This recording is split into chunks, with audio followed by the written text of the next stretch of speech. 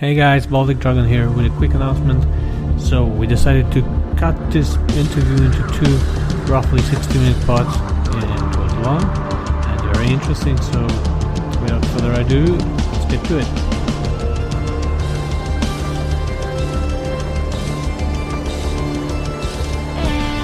Welcome to the Air Combat Simulation Podcast, brought to you by BVR Productions. Together with content creators, mission builders, experts, and enthusiasts, we explore the comprehensive world of combat aircraft simulation.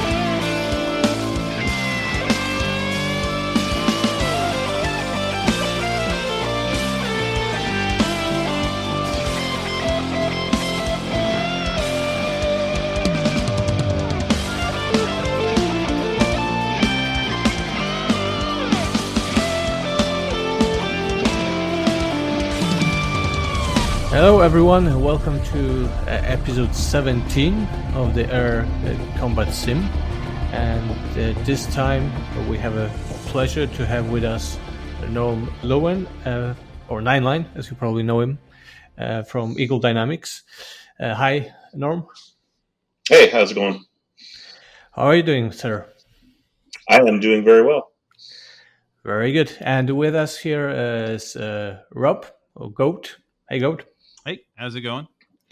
I'm doing fine. You survived the winter in Texas? I did, barely. We as you guys and I have talked about, had about 6 days without any kind of heat. So that was a challenge, but now I'm a much better person for it. Yeah, well, what would kill you makes you stronger, I heard. Indeed. And Jabbers, hi Jabbers, how are you doing? Or he's not with us. Sorry, I was on mute. I'm doing good. How about you? Good, thanks. All good in California? Yep. It's California cold here, so it's like 60, and we're freezing. So I can't imagine being in Rob's situation. Well, good here in Belgium as well. It's about Fahrenheit will be probably 40, will be 10 degrees Celsius, I guess.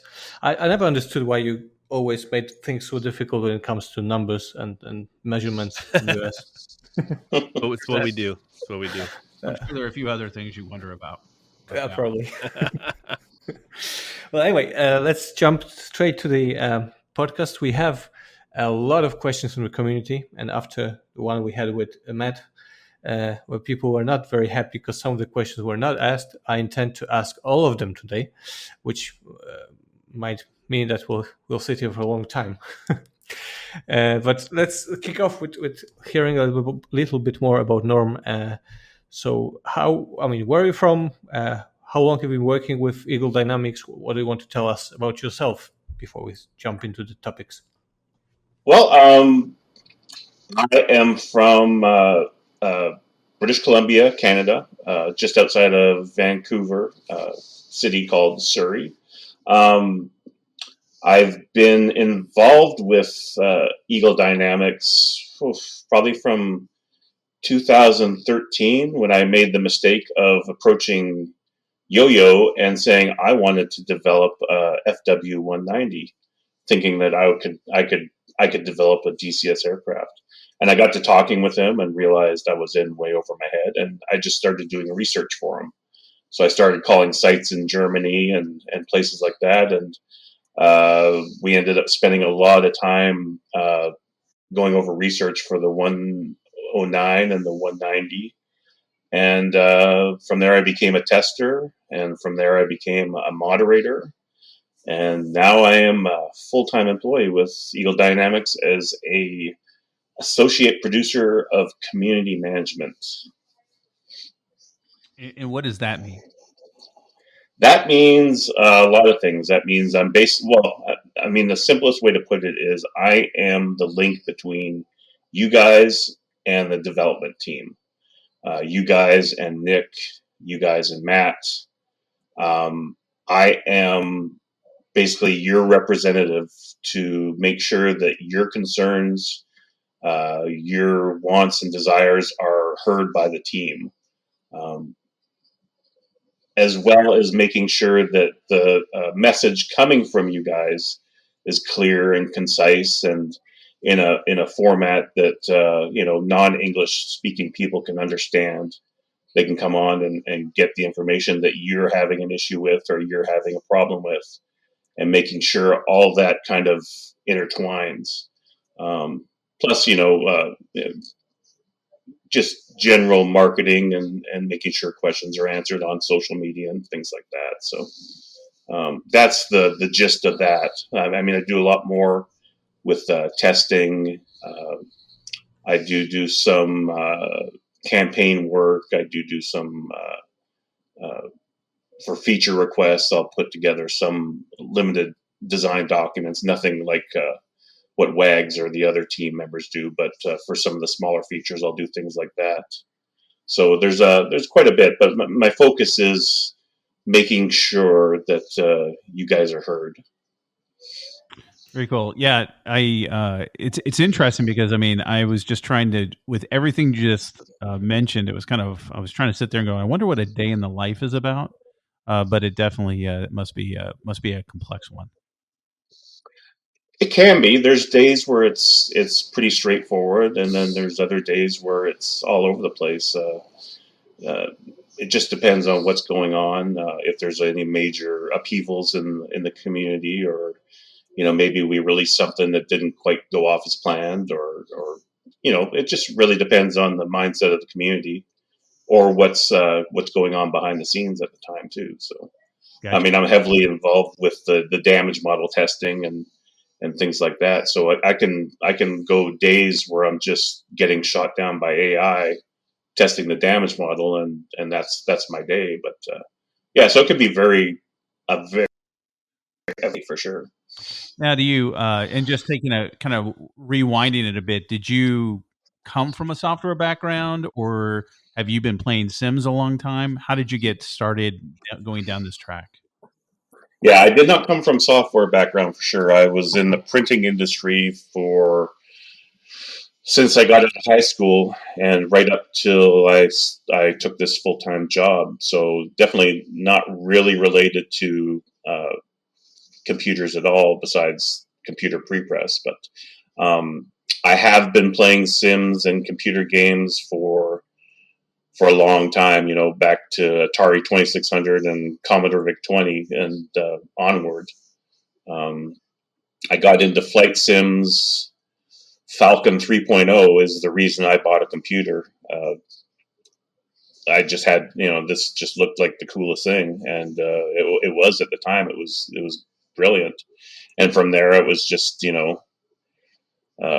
a long love of simulations. Now I dipped my toes in first person shooters and racing sims, but I finally came back when the A10 came out and really got back into flight sims again.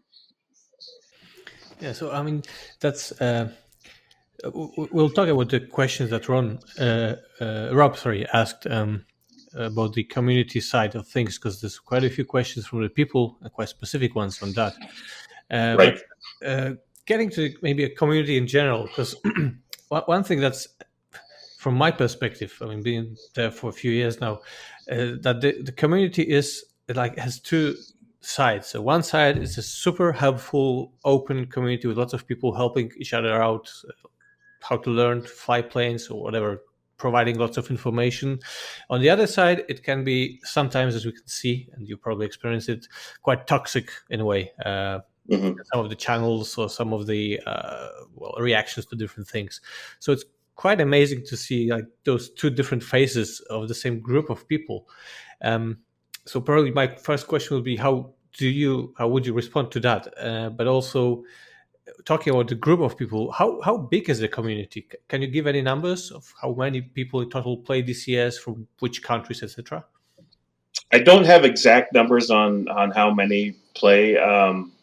I know that it's been growing leaps and bounds, especially since we took this new direction with Nick. I know that with the Discord and all that, we've got a lot more people engaged. Your comment about part of the community being great and part of the community being toxic, it's not so black and white. And honestly, if I had to put a number on that, I would say 99% of the community falls in that helpful, uh, uh, kind and helpful uh, type of user. You see it on Discord, you see it on the forums, even on Hoggit. Hoggit is really come of age as well too, and it's been a lot better. Now you still get users that are upset. Um, they're either upset at me, you know, past communications, or they're upset that something in the game doesn't work quite the way they had hoped. Um, but honestly, even those people, for them to still take the time to come to a forum or come to Discord and within reason still make comments, even if they're a little bit on the grumpy side, it still means that they care about the sim. They want the sim to be better. They maybe just don't communicate it like everyone would like them to communicate it. But I still feel like they too want DCS to be good. They want DCS to succeed, and that's just the way they express themselves. Now there is a handful of people out there that I'm not sure what their end game is, or what their purpose is, but I mean it's a very very small number. I mean I could probably count it on one hand, and for the most part the community's been really good, and I think that helps that we've been doing better as well. We made a lot of our own problems in the past. Actually, sorry, I'm actually glad you pointed out that even the ones that are shouting the loudest are doing it because they care, because I do feel that that's 100% true. Oh yeah, Ha- yeah, and that's yeah. Oh, sorry. Go ahead. just saying, having been in that category myself. Well, and there's and you have to remember too that, and even one of the questions that we're going to talk about today, when I was going over it with Nick, talked about the AI being abysmal, and he was taken aback by that. I mean, we have to remember that everybody working on DCS World is a human. This is their work, their heart and soul and passion goes into everything that they do. It may not be perfect, it may not be what you want, but when you come across too harsh or too critical or too upset, I mean, you got to understand that there's human feelings on the other end. We can't just be robots and go, okay, you don't like it, we'll try and do better. You know, we won't take it personally. I mean, ideally, it would be good that we don't take things personally, but it's hard. I mean, like I said, we're all human. So I understand someone being upset, and I understand that getting mad is normal. I mean, you paid money for this, you want it to be good, you want it to be what you expected, and I understand getting mad. And I've always tried to say in the last few years is when we moderate people that it's not the message, it's the way it's delivered, and it's just important that uh, we just remember who we're talking to and that we're talking to other people. I know that you had your issues with the F-16 release, and we learned from all that feedback. That was a hard lesson to learn, but we learned from it. Um, but at the end of the day, too, there's still people on the other end, and I know some people might go, "Wow, well, that's your job. Take it, take whatever you get. That's just the way it is." But it really isn't. I mean, there's guys here that really pour their hearts and souls into this, and it's hard for them to take brutal, blunt feedback like sometimes that we get. Yeah, and I would just comment and say that certainly the medium lends itself to people doing the fire and forget. But I also think just like Jabbers was saying, it's certainly, and you pointed out, it's certainly a reflection of the passion of this community. And if you simply just look, and you guys know this, look at the amount of content being developed in the community, and to your point, 99%. And when people raise their hand, and I think that the other piece of it is that there's it's about a feedback loop when the community raises their hand, and how does that come back? So, and again, that's part of a question for you. And as you mentioned, new direction from Nick, and maybe you can expand on that a little bit and talk about Mhm. how things are changing, or how things have changed. Yeah. So when I first became a moderator, um, back before I was working for Ed, this is just, I was a tester for a while. I was working with Yo-Yo on research. So I got to become a moderator as well. And the first thing that other moderators told me when I became a moderator is, this is it. You have no more friends. Your only friends will be moderators, and everybody else will hate you. And that's what molded my initial entrance into moderation. And I mean, when you say it out loud, it's a horrible way to begin something like that. So now all the users in the community are my enemy, or they're not going to be my friends.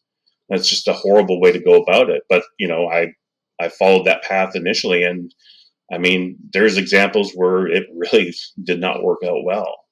So even before Nick really got to dig into it, and he pushed it even further than that.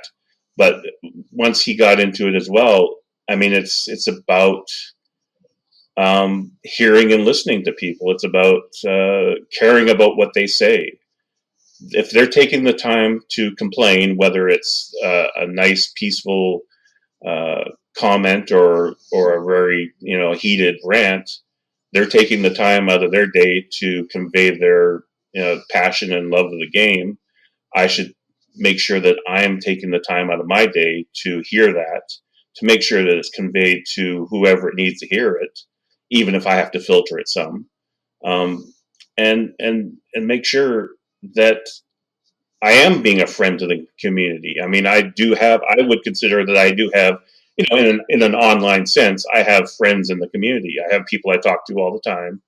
I have people that communicate with me all the time, even just in general. It's not a us against them mindset anymore. It's about welcoming the community. It's about bringing them in and hearing them.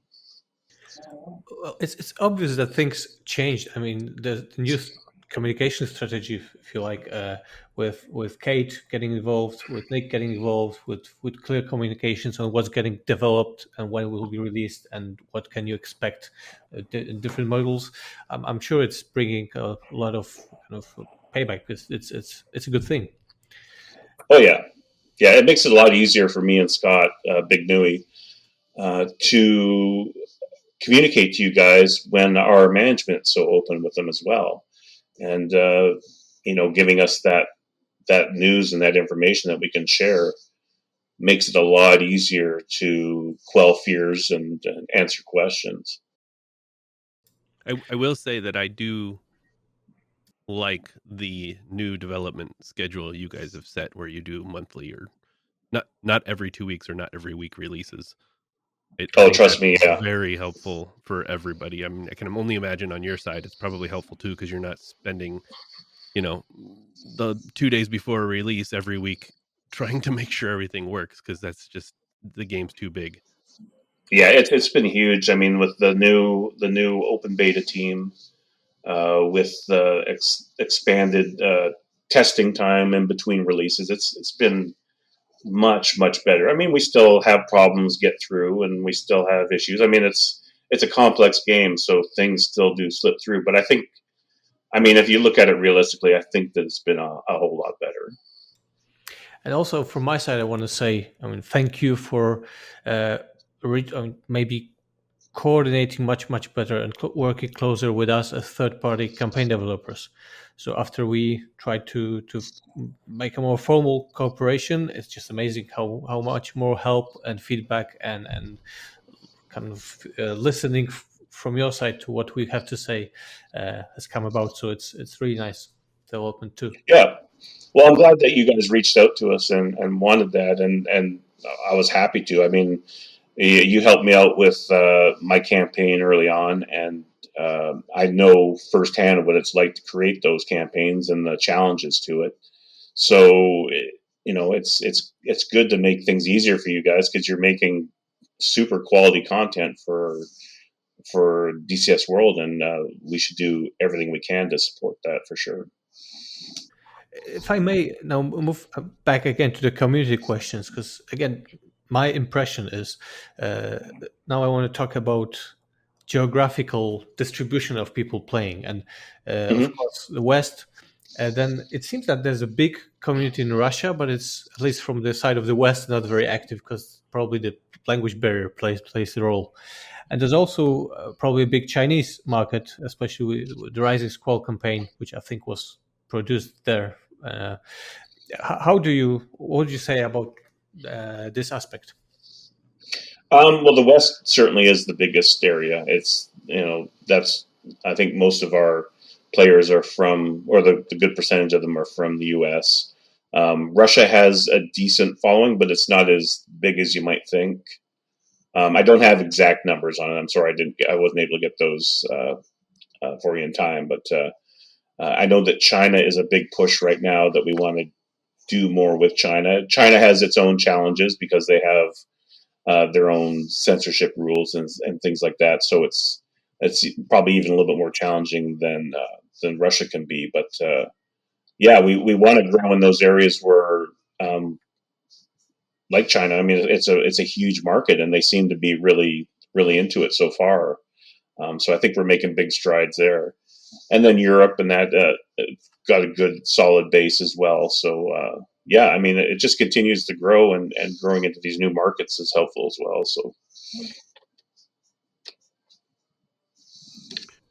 Would you say that the struggle for the Chinese market is censorship in that what the game content is delivering, or is it something else? um, I think it's I think it's just getting the message out. I'm not really I'm not really involved with that part of it. I know that there's some challenges. We have to use their social media Oh, and I see. their accesses and stuff like that. So it's more of a challenge that we have to do a separate thing for them. But I don't think that there's any issues with game content right now. I don't think that we've had any issues there. It's just more about getting the message to them and them being able to hear us the Gotcha. same way that everyone else does. So. Cool. I mean, if that's okay, maybe let's move to the user questions now, or sorry, listeners' questions. Unless you, Sure. Rob, Jabus, you have something else you want to raise before. Not right now. Good. So, Rob. Okay, I think as no.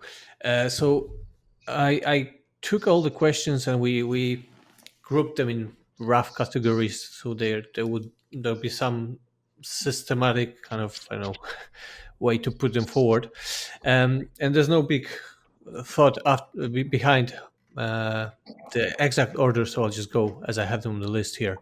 And the first part I have is on DCS weapons, or mostly missiles. And the first question I have is a quote: "Harpoon warhead versus other anti-ship missiles." Unquote. Yeah, so that has been a big one, and people are not happy that the Harpoon seems to be a weaker missile than, say, some of the other ones that are in game. I think the vegan one is the most popular one right now.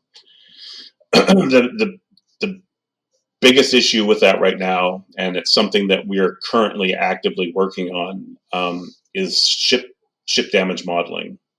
We have a number of ship models in the game, from ones that have been around forever to newer ones. They all have different stages of damage. They all react differently to damage.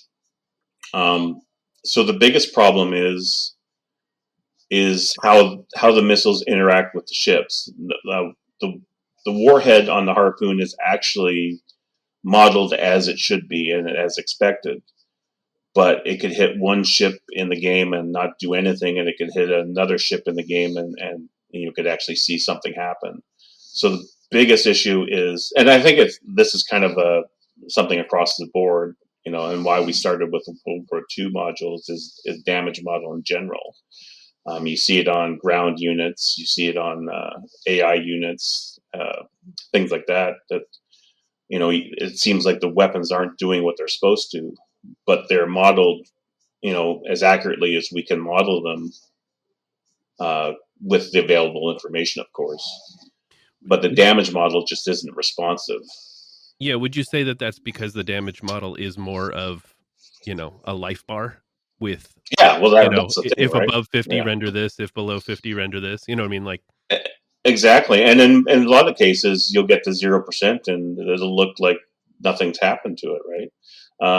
So there's a lot of issues with the ship damage model that need to be fixed. We need models with components that can be destroyed, uh, components that can be targeted, and we just need overall better damage modeling with the ships, and that will fix the harpoon that doesn't need to be fixed, if that makes sense. Now that'll throw maybe the anti-ship missile from the vegan way out of whack, but then we can. I mean, I think that, and I could be wrong on this, and I don't want to speak for Heapler, but I believe that it's more dialed in to do the appropriate damage that you would expect, which means it's probably a little bit more powerful than it should be. And I'm not an expert on that part of it, but as far as I understand, it's compensating for the poor damage modeling. So once all that's dialed in, and like I said, it is in active review right now, and there's people working on it. So I'm hoping we'll start seeing some benefits from that in the near future. that would be really cool. Yeah, that's good news. Mhm. Especially that some of the aircraft they have, like the Harrier, for instance, you can shoot the Maverick in the sea mode, so it will try to hit the waterline. So those things will also then be modeled, right? Yeah, I think so. Yeah, I mean, in some cases, missiles will target the center of the ship, right? Because that's just how it always worked. When you aim at a target, it aims at the center of the model. Whereas in reality, it might not necessarily be the case. You can aim at the waterline, you can aim at different parts of the ship, you can target the radar or what have you. So all that needs to be improved and polished. So that's something that we definitely want to do for sure. Cool. So maybe let's move from the sea to the skies. And there are two questions about the AIM 120.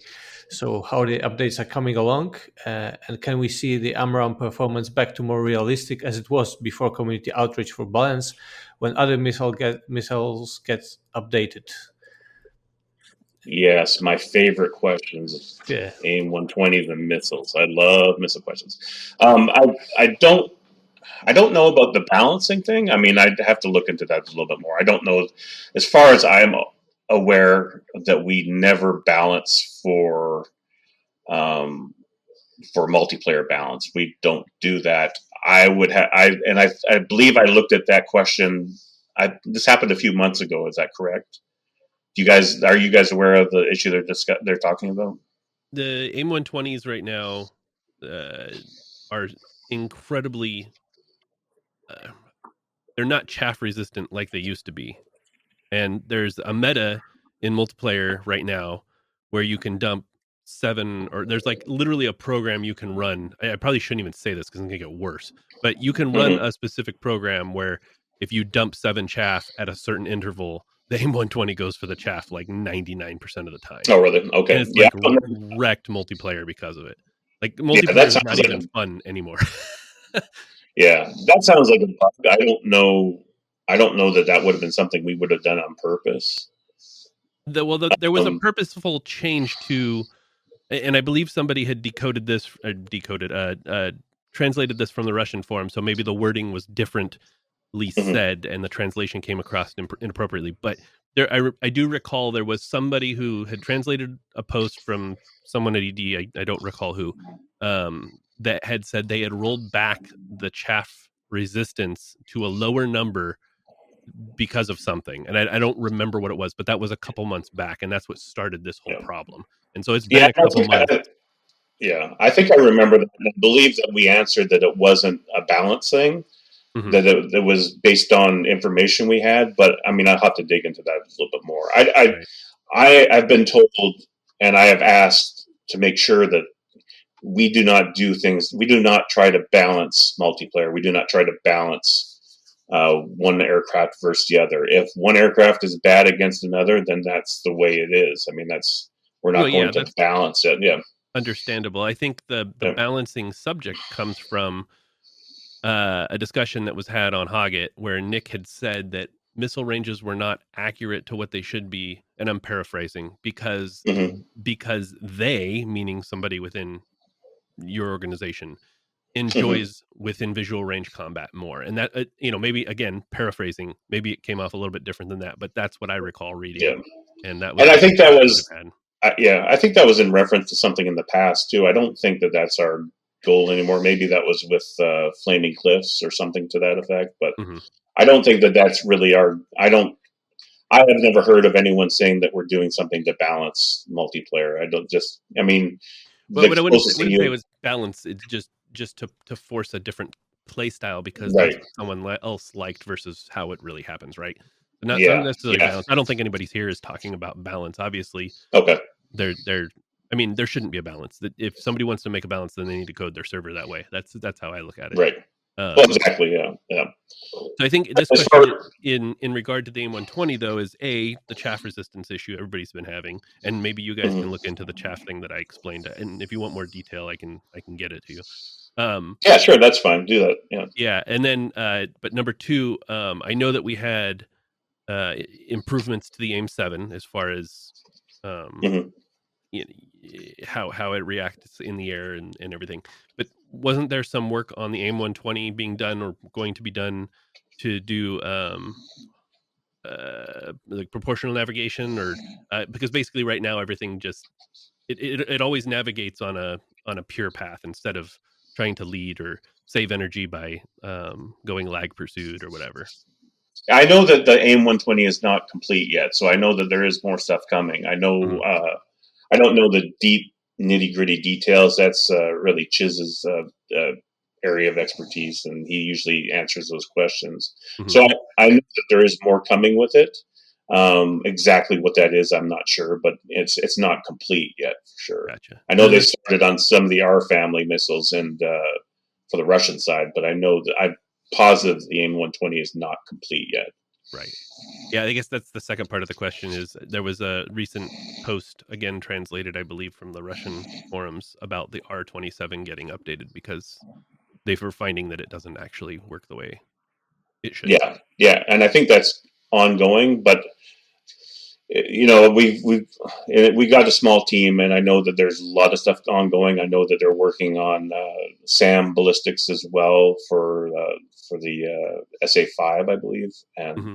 so there's lots going on with limited people. So I don't know what's active right now, what's not. I know the 120 is not done.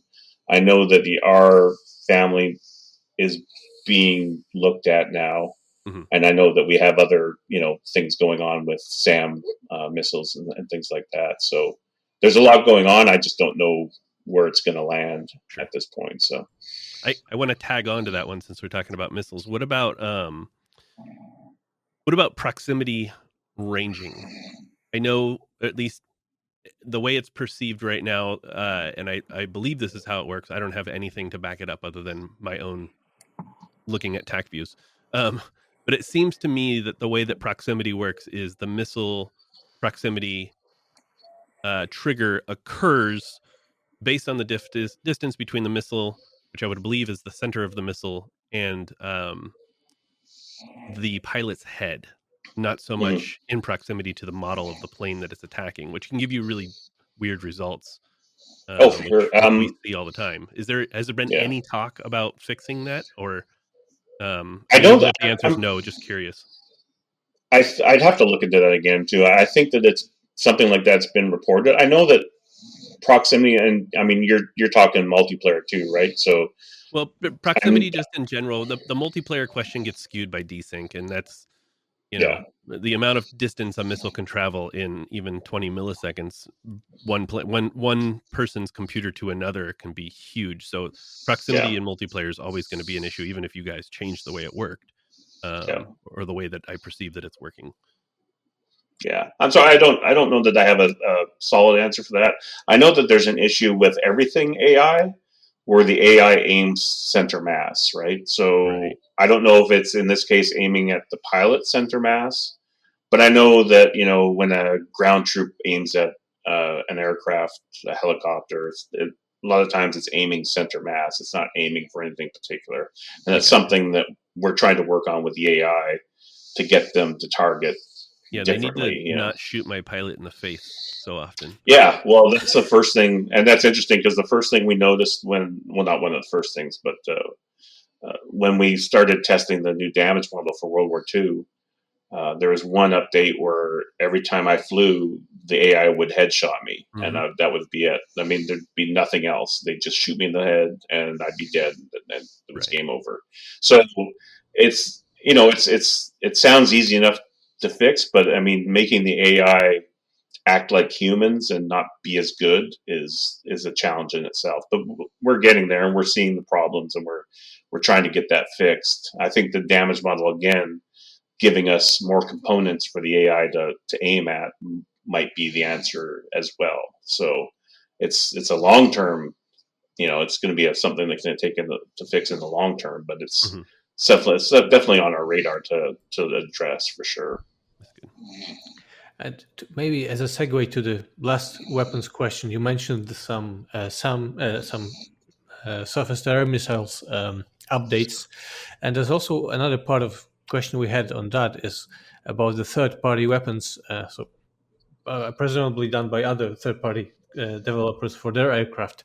Is it something that ED is trying or going to control strictly, or they can develop them as they want? I think that we want to have a little bit more control over it to make sure that they're getting put in correctly. Um, but that doesn't mean that we're going to say, you as a third party cannot give us, what you think it should act like, or I mean, if you have proof and information on how a weapon should work, then, we can add that to the core, and that's how the weapon would work. We're not going to say that, a third party doesn't know what they're talking about. I think in the long run, it would be better to have one entity looking at all weapons to make sure that they're getting put in properly. And again, not to say that the third parties are doing anything wrong or or purposely tweaking their weapons, one way or the other. Hmm.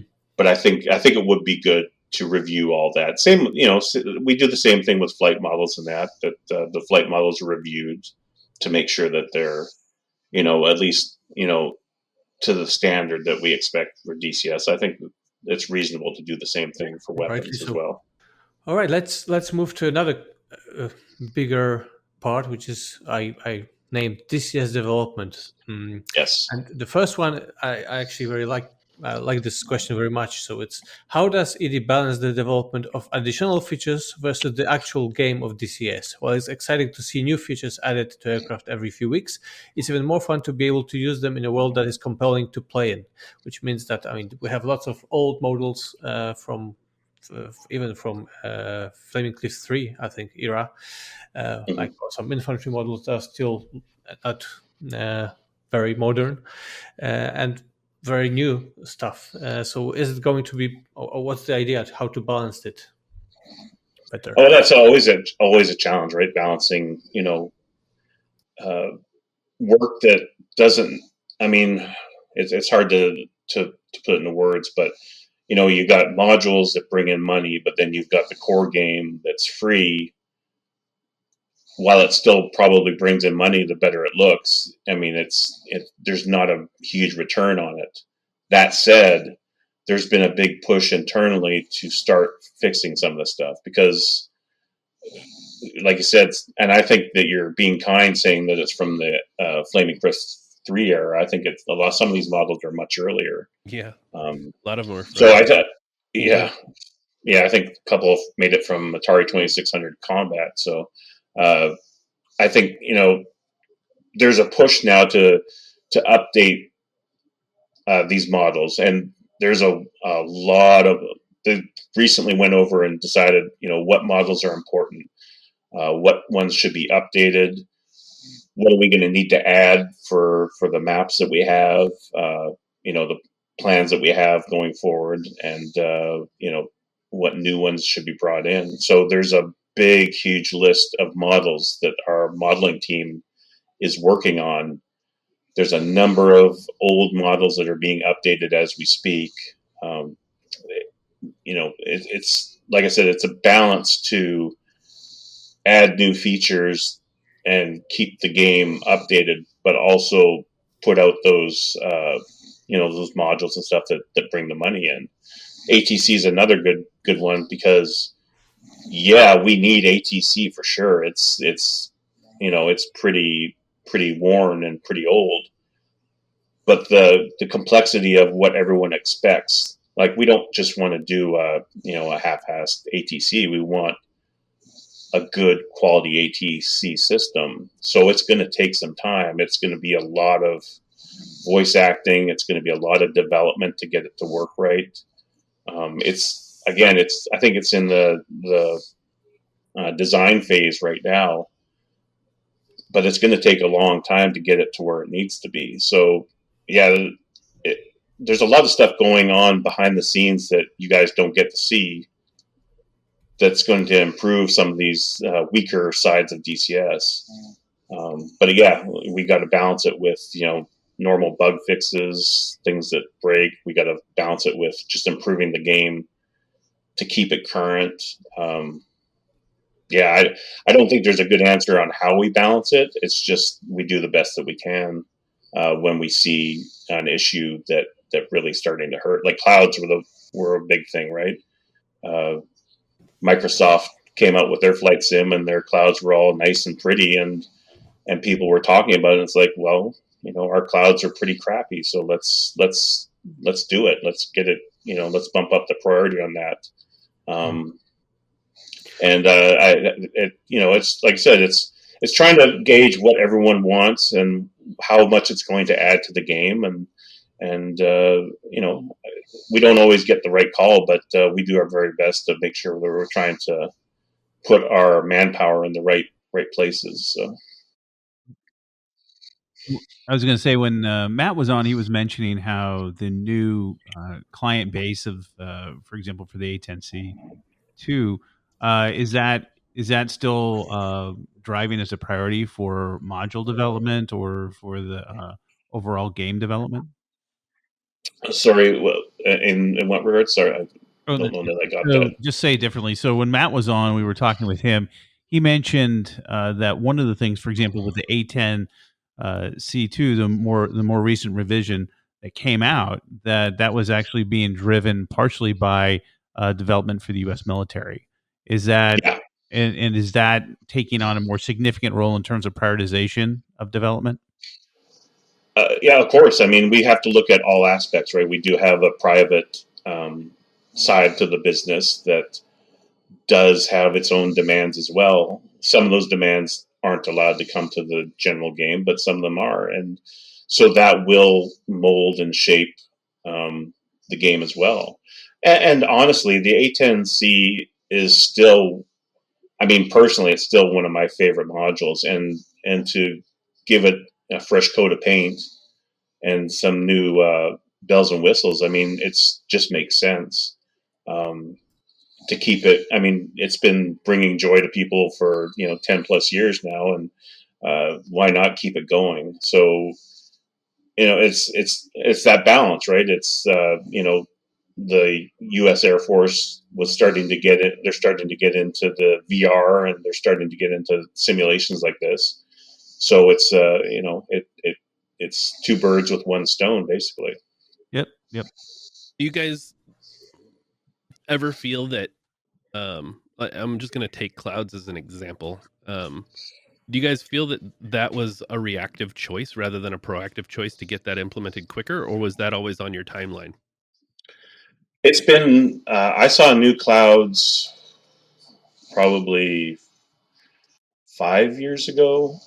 Now, they're not the clouds of today, but it's been something we wanted to do for a long time. I think it kind of fell off the priority list.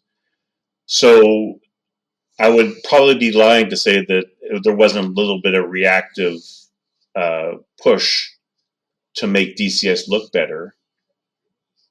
And something is, no, I can't say simple, but something like clouds.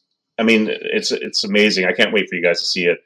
The game is a different game with these clouds. It's just incredible. So it was. I would say there's a little bit of reactive push there, but it's something that we've been wanting to do for a long time. Mhm. And it's something that we wanted. I mean, the weather engine needs love, and that's something we still want to do. The clouds, the eye candy part of it's the first step, and then we'll get into the weather down the road.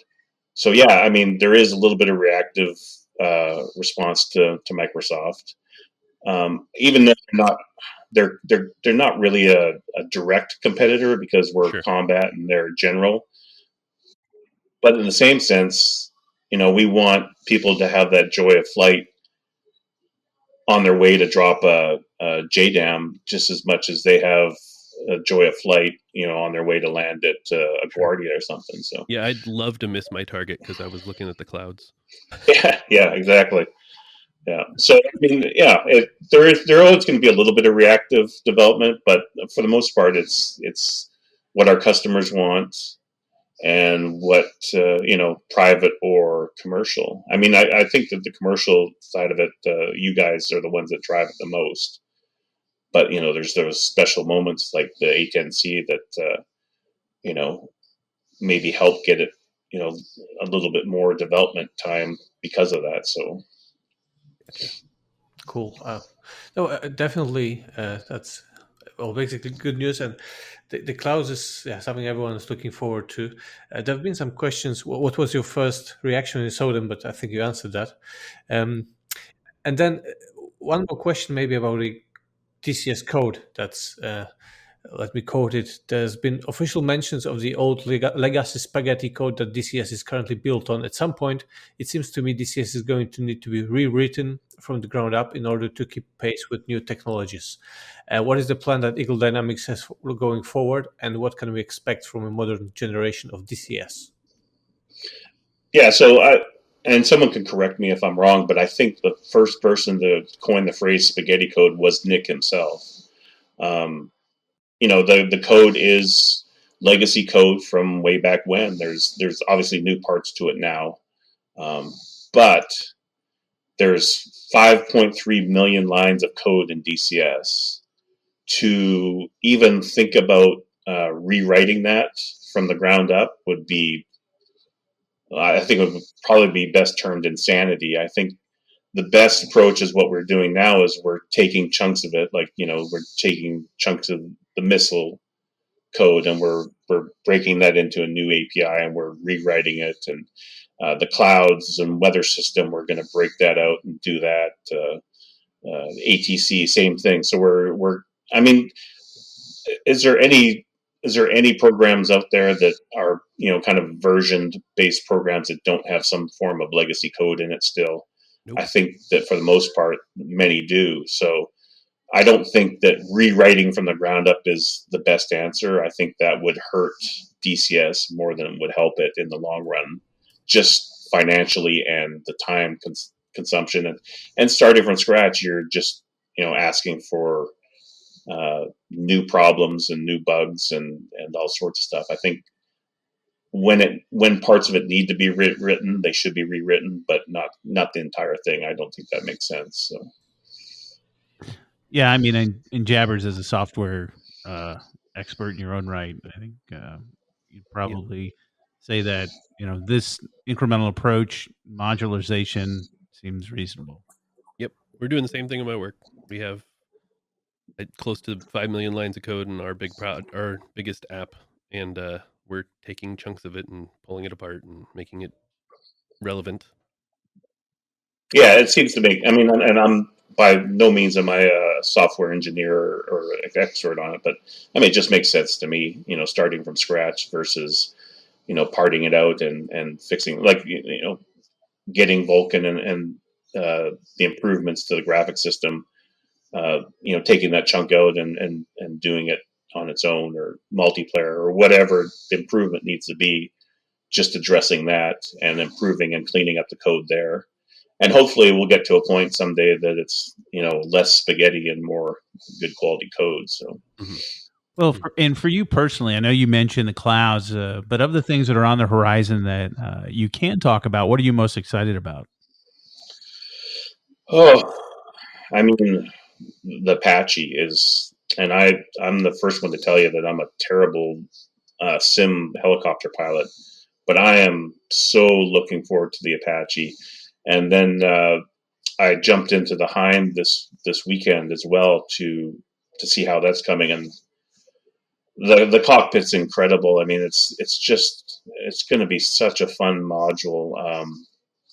It's a little bit tougher to fly. It likes being trimmed, and it's a different helicopter for sure. But just the helicopters that we have coming, I think, are going to be a lot of fun. Add a real big boost to the helicopter side of things in DCS. I mean, I think that's one of the big things I'm looking forward to. Um, the biggest thing was the damage model for World War II, and obviously that's out already, but we're still working on that and improving it. That's been something I've been working on before I was even I was testing that before I was even officially part of Ed and ED, and it's been a great thing to be part of that development and seeing it come to life and seeing it now in the hands of users and the improvements that are still to come. So those are the biggest things, I think. Now, with both those modules, and I'm not trying to bash on the F-16, but are they going to be more complete than the F-16 at their initial release? Yeah, as I said at the beginning, we learned our. I think that we learned our lesson from the F-16. I think we tried to. I don't think it was intent to um, to be what's the word I'm looking for? I don't think we had the intent to deceive anyone. I think that we just took early access too far. It was too early access. There was not enough there to be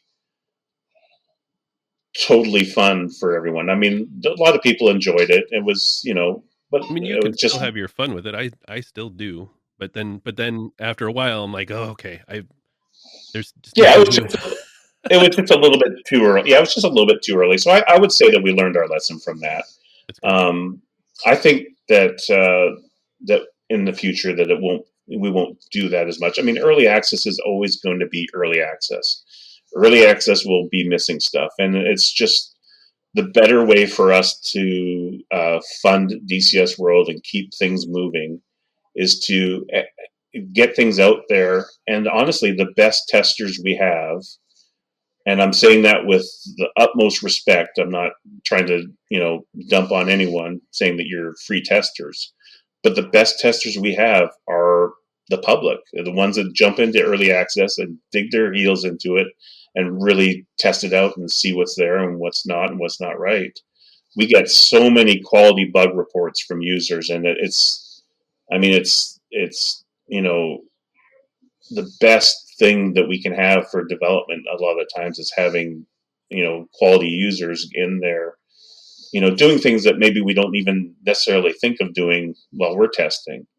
um, and the multiplayer testing, and we just, no matter how many people we add, we can't do the multiplayer testing that people do in public. So early access is always going to be here, but yeah, I mean, the Viper was probably a little bit too early, and I think that we've learned from that. I think that the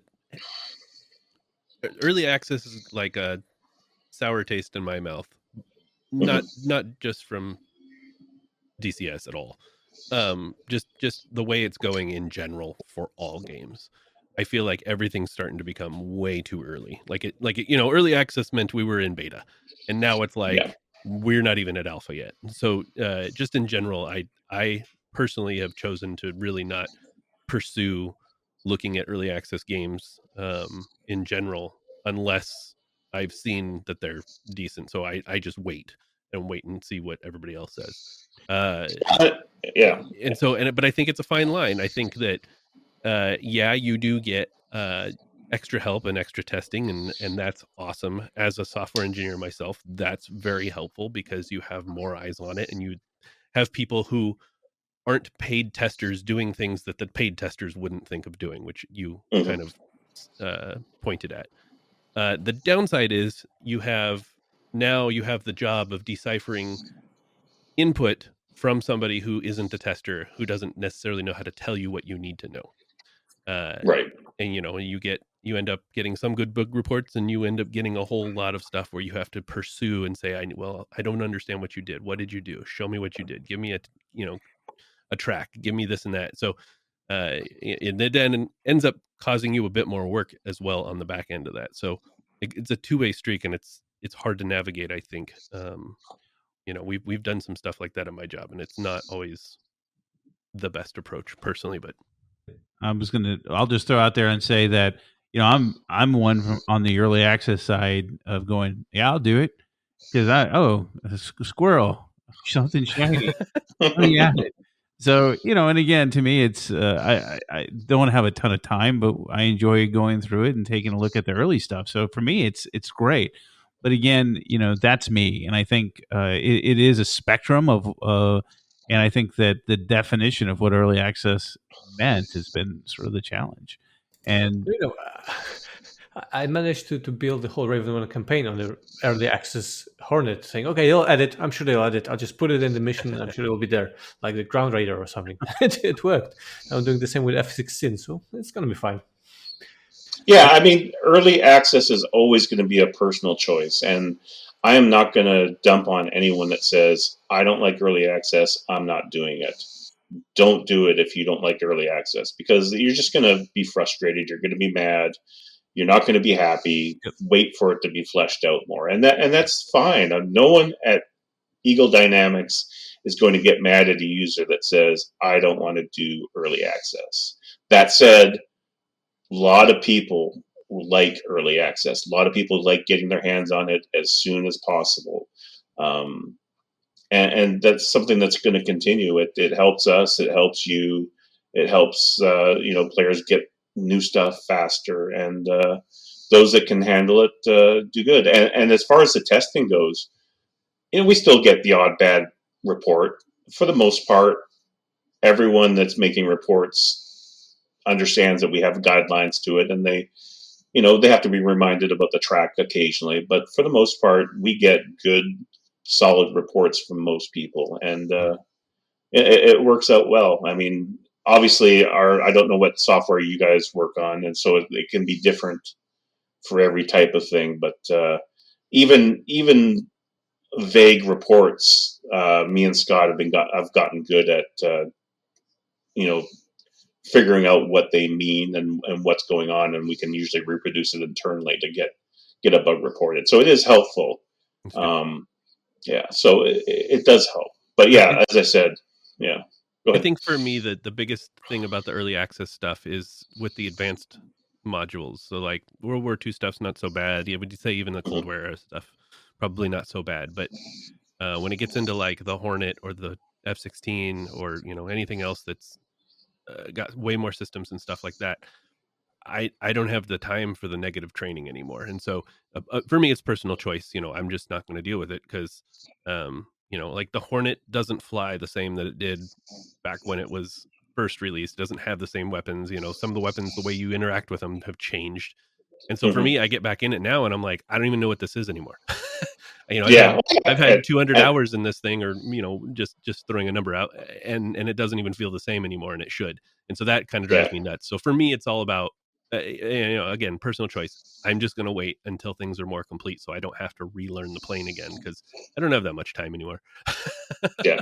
Oh, and that's a good point. I mean, that's the whole point of saying that if you don't like early access, or you don't have Yep. time for it, or Yep. you don't, negative training. That's a good phrase. That you learn how to drop a weapon in one day, and the next update it's changed because we've gotten some new information, Right. or Right. it's all part of early access. So anyone listening, that's early access. You can run into that, and that if that bothers you, then maybe you need to wait and just hang on. Yep. Uh, Or just accept it, and that's what's going to happen. yeah, exactly. I mean, there's players that love it and are fine with learning it and see a new update with a new way to do something as a new challenge. And Mhm. there's some that are just like, I don't have time. I don't want to relearn this. I don't want to have learned it in the past, and now I go fly online and I end up bombing myself because I don't know what I'm doing. So, yeah, I get that. I mean, and that's the diversity of our community, right? We've got all types that make the world go around. So.